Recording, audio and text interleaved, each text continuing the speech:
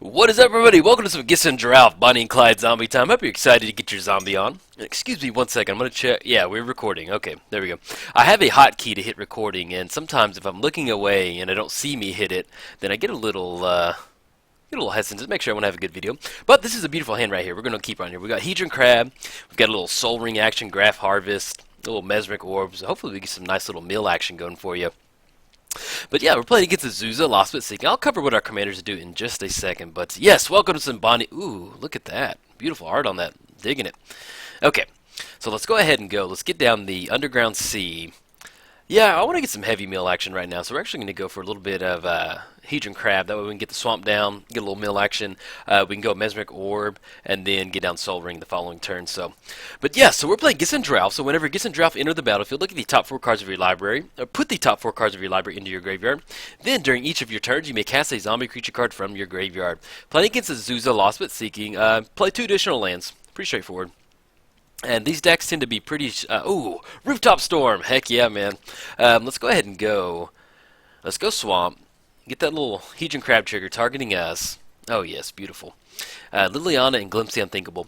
Let's go ahead and go Soul Ring. Let's get down Mesmeric Orb. And then we can go Vampiric Tutor.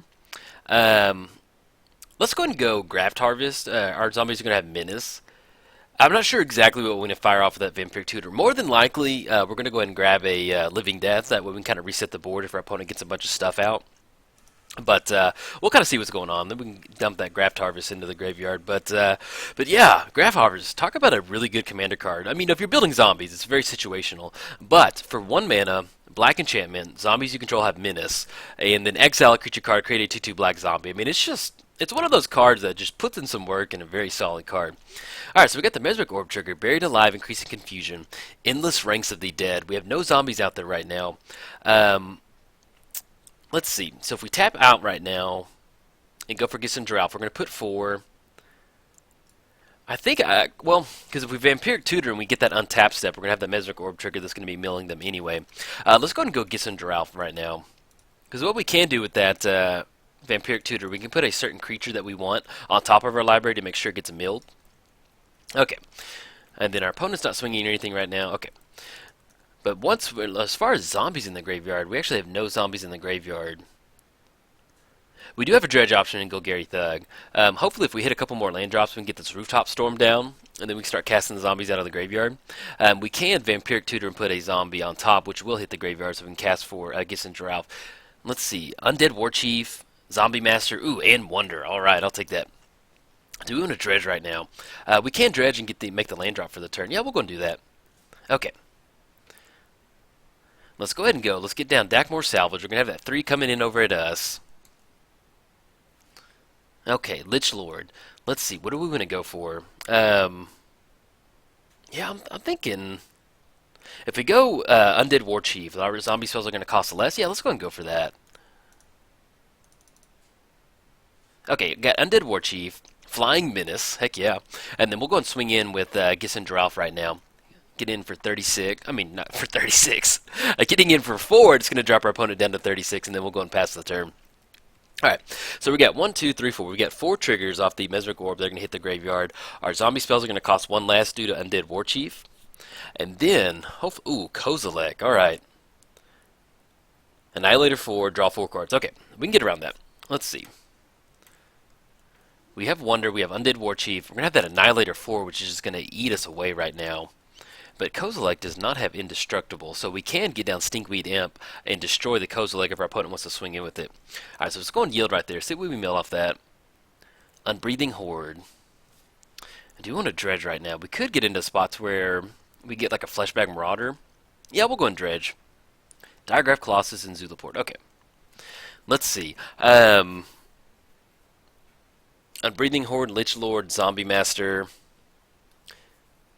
If we get rid of Graph, we're going to have Annihilator 4, so we kind of got to play around that. Yeah, let's go and get down Stinkweed. That way we can block on Kozilek. We can sack some of our creatures out there. And if we go for Diregraph Colossus, we can start casting some zombies to really take advantage of that. Yeah, let's go and go for... Oh, actually, we can't... Yeah, it's going to cost 1 less. That was right. Alright, Diregraph Colossus, 7/6.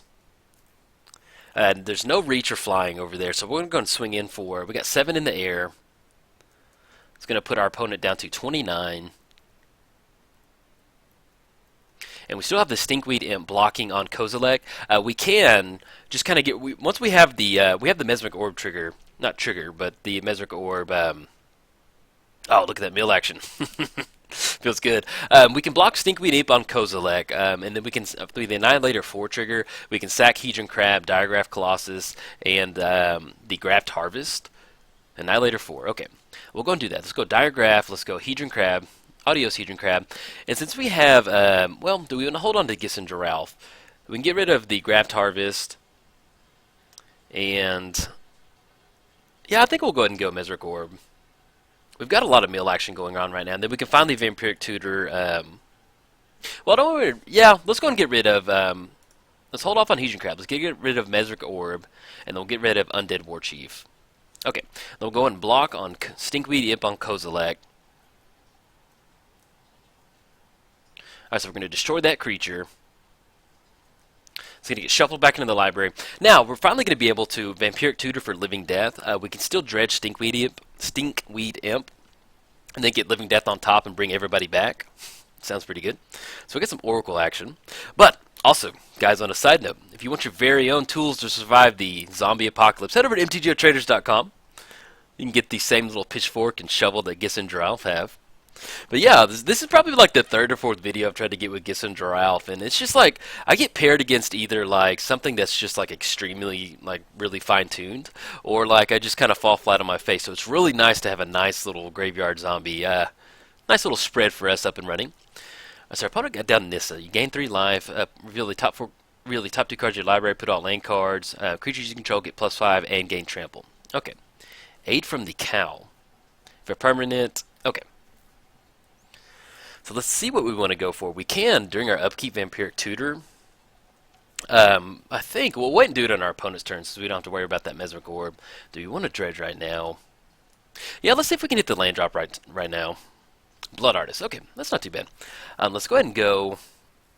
Let's get down Blood Artist. That's coming in.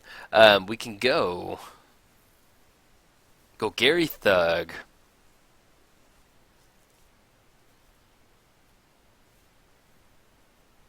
Well, we still can also cast something out of the graveyard. So let's see. Our opponent's waiting on that one. But if we're going to go for Living Death, we almost want kind of everything out, coming out at once. Yeah, we're going to go get Gary Thug. I think we're going to go for Living Death next turn. Okay, so let's go and swing in right now. We got 4 in the air. There's no reach over there. Well, we can swing in at Nissa. It's at 8. Yeah, I'm not too worried about that right now. Well, it'll be 12 commander damage. Get our opponent down to 28. I just love imagining Gisa and Geralf just flying with their pitchfork and their shovel. I don't know what it is, but I've always been. Yeah, we're gonna save that last mana for Vampiric Tutor. It's just always tripped me out that Gisa and Geralf, like these necromancers, these brother and sister, that they're going to just fight off a whole Emrakul horde with with a pitchfork and a shovel. It's just always been humorous to me, but I've enjoyed it. It's just funny.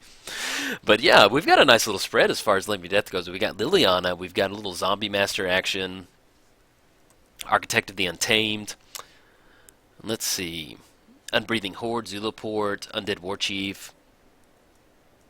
Well, now that I think about it, if we go for Dredge, we'll get a few more out there. Because really, you want to Dredge and kind of close it out. If we're going to go for like a Living Death, we definitely want to close it out. We're not really under any pressure right now. We can swing in and take care of Nissa this turn, actually, if we want to. Yeah, I think I'm actually going to go ahead and Dredge that Stinkweed Imp. I want to get a few more creatures in there. So let's go and Dredge that Stinkweed Imp. Oh, there we go. We got a Sack Outlet. That's what I was looking for. Let's go ahead and cast the Carrion Feeder. Actually, excuse me 1 second.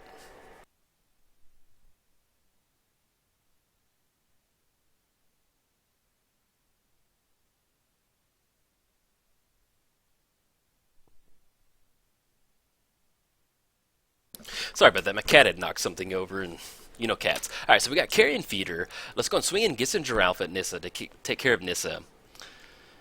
And then we can use that Vampiric Tutor to fire off at Living Death. And now that we have a Sack Outlet and Blood Artist, and I think Zulaport is in the graveyard. Or that might have been the earlier game. Alright, so we're going to take care of Nissa right there.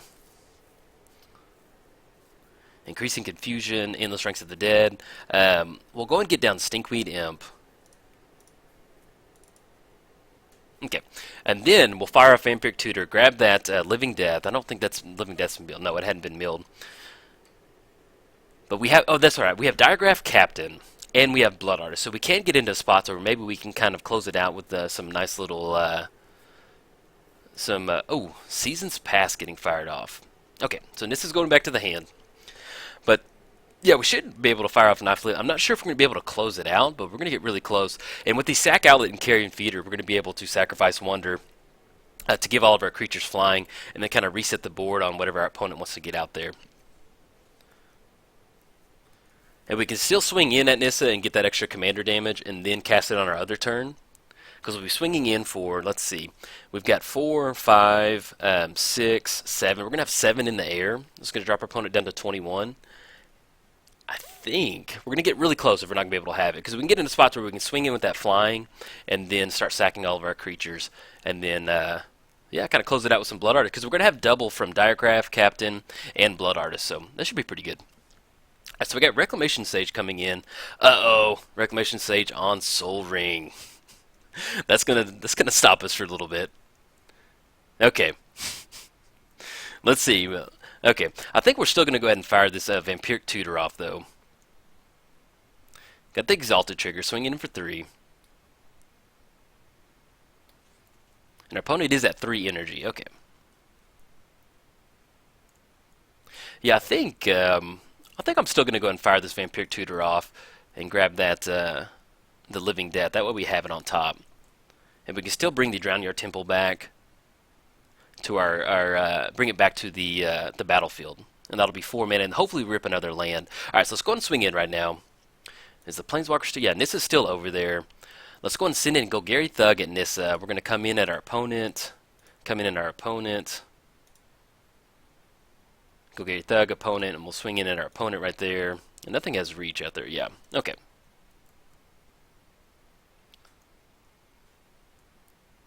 It's going to drop him down to 22. And I guess, actually, if we go ahead and go Diagraph... If we go Diagraph Captain, other zombies get +1. We can kind of swing in. Yeah, let's go Diagraph Captain now that I think about it. So we get Diagraph Captain. So that's going to allow us to turn all of our creatures into 2 triggers. So we're looking at 1, 2, 3, 4, 5, 6, 7, 8. So